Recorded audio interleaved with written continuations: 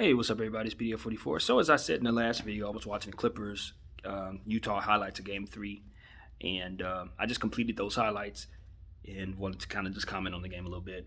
So, this is one of those tricky situations because the Utah Jazz were up 2-0, and after they won that second game, I came in here and said, I'm getting off the Clipper bandwagon. I should have known better, blah, blah, blah. And then the Clippers come back and win Game 3 in a real blowout fashion.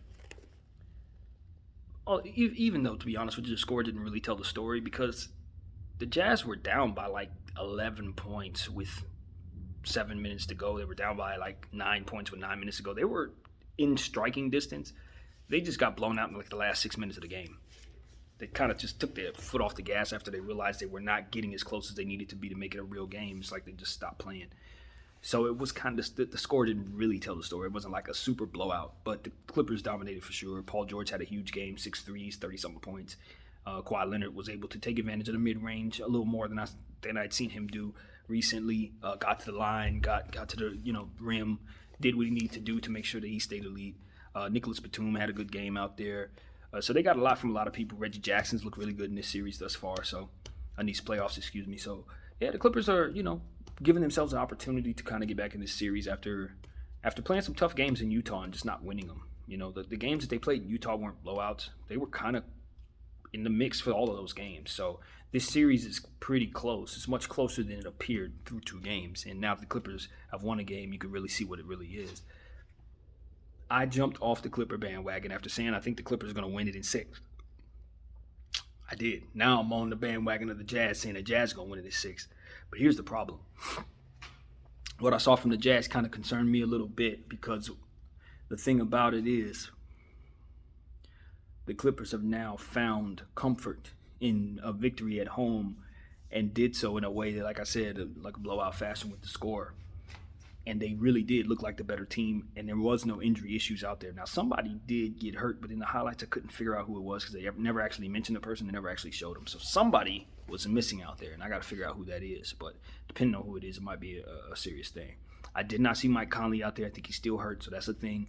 And I think it does affect what's going on with the Utah Jazz. If he doesn't hurry up and get back, they could find themselves tying up this series. The Clippers could tie up this series and get themselves back in it for real. So Utah, to me, they took a step back tonight. The way they came out tonight wasn't completely bad. It wasn't like they were off or anything, but the Clippers just came out with more energy, came out more effective, came out with more urgency. You could see that from the start of the game all the way through.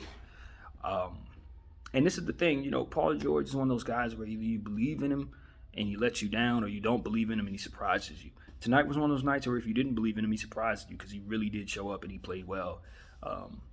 So we'll see if he can kind of get a little more of that mojo going in this time of the year because that's really the story of his career, to be completely honest with you. He just does not tend to play his best basketball when you need him to in the playoffs.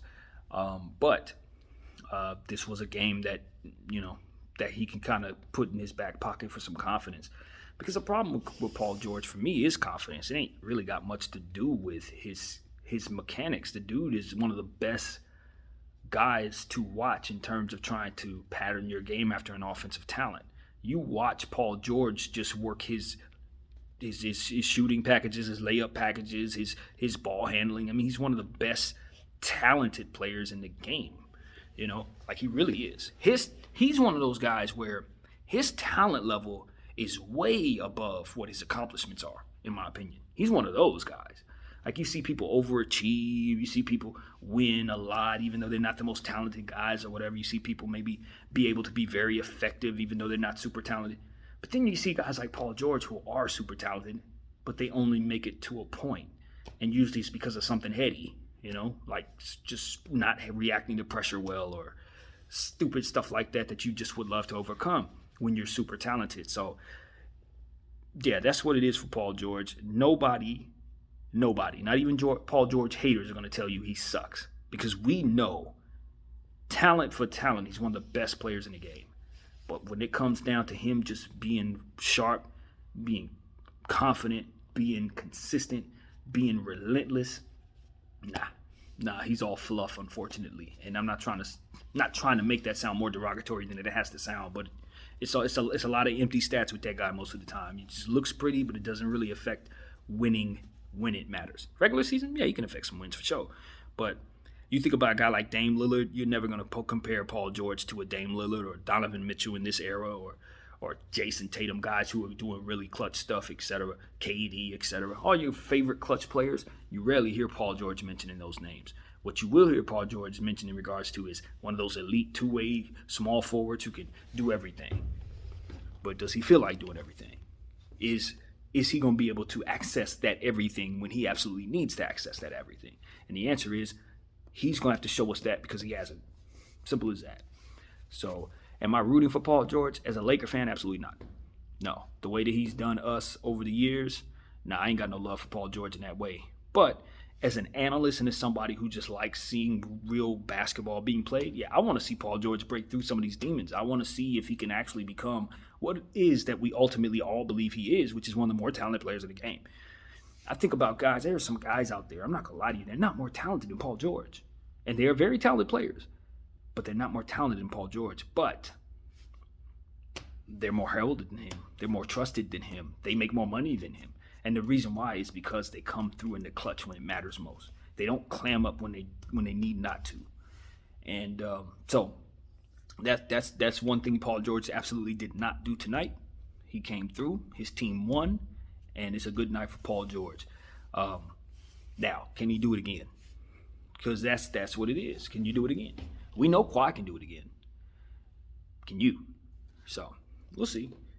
If Paul George is playing like the best version of Paul George, the Clippers are going to the finals. Forget just getting out of this round. Forget beating Phoenix. If Paul George plays like elite Paul George, I don't see anybody outside of the Nets that can beat them, including the Sixers. They can't beat them. They can't beat the Clippers. But because Paul George is sometimey, iffy, you can rely on him to clam up. You can rely on him to start breaking bad when you need him not to. You just automatically write him off. And that is the Achilles heel of the Clippers. You're going to write off the Clippers not because of Kawhi, not because of their supporting cast, not because of Ty Lue, but because of Paul George. He's why the Clippers are not considered the best team in the Western Conference. He's why the Clippers are not considered a legitimate threat for the Brooklyn Nets, despite being considered a super team last year that apparently could defeat the NBA champions last year, which were us. So if they were all that, and they apparently got better this year, picked up a facilitator this year, picked up Nicholas Batum this year, got more talent in that way, got more cohesiveness with the stars who know each other now. They play together now for a little more than just a half a season. Yeah, there are no more excuses. So, Utah is a good team. They've done everything they're supposed to do to get to the point they're at. They're up 2-1 in this series. However, what they don't have is two elite small forwards. They have Donovan Mitchell, who's doing a bunch of stuff, a bunch of shooters, and Rudy Gobert, who just blocks shots.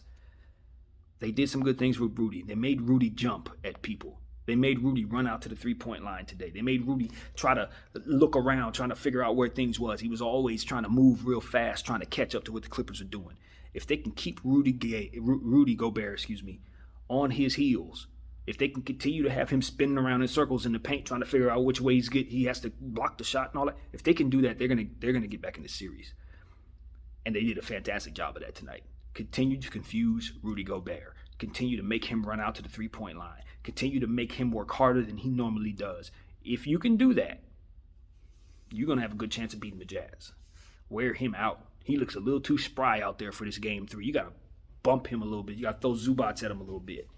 So, yeah, man, that's what I think. I think the Utah Jazz are still very much in control of this series, unfortunately for the Clippers, though.